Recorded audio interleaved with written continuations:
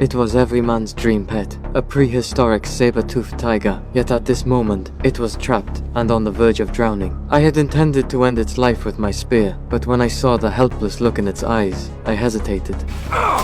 Do not eat me when I set you free!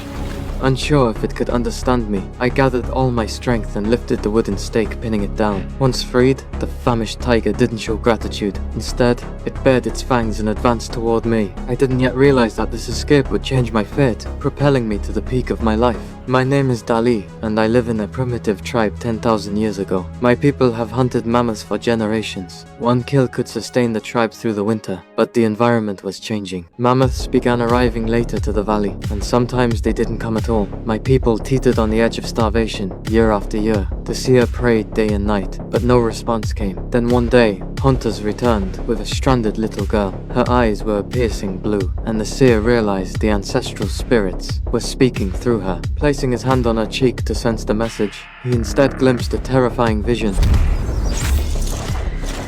Through her experiences, the seer foresaw that the tribe would face an invasion by the four-horned demons during the final hunt. Yet a hero would emerge, a warrior who would lead the people and end their hunger. The seer could not see the hero's face. The only certainty was that this girl, called Evele, would become my wife and bring hope to the Yagao tribe. Though inspiring, prophecy alone could not change reality. My father, desperate to secure our survival, handed the white reed, a symbol of guardianship and responsibility, to Tick, instructing him to keep the secret and look after me. Then he ventured alone into the snow-capped mountains, never to return. To the children, my father's departure seemed cowardly, and I endured bullying from an early age. Fortunately, Evele had a kind heart. She comforted me, and over time, our affection grew. Privately, we promised each other a lifetime together. 10 years passed. The seer foresaw the final hunt approaching, during which the tribe's strongest warrior would claim the white reed and marry Evele. The girl, fearing for my safety, tried to persuade me to leave for distant lands, but I refused to be seen as a coward.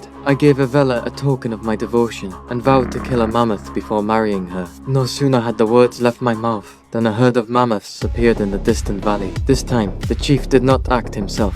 He entrusted the task to the young hunters, wishing us success in climbing the white reed and proving our courage. Billy, what about you? I hunt to an Evelet. We are together! As one! The warriors crawled through the grass, carefully approaching the herd. One misstep could crush a hunter beneath the massive feet of the beasts. Using his experience, the chief quickly identified the herd's leader. With a sudden rise, he challenged it, and the herd scattered in alarm.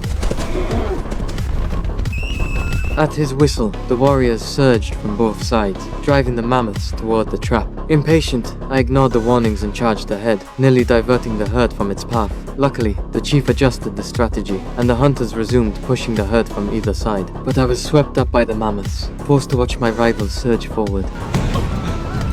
Finally, the herd was driven into the valley. Villagers pushed down huge rocks and pulled taut the ropes, successfully trapping the last mammoth.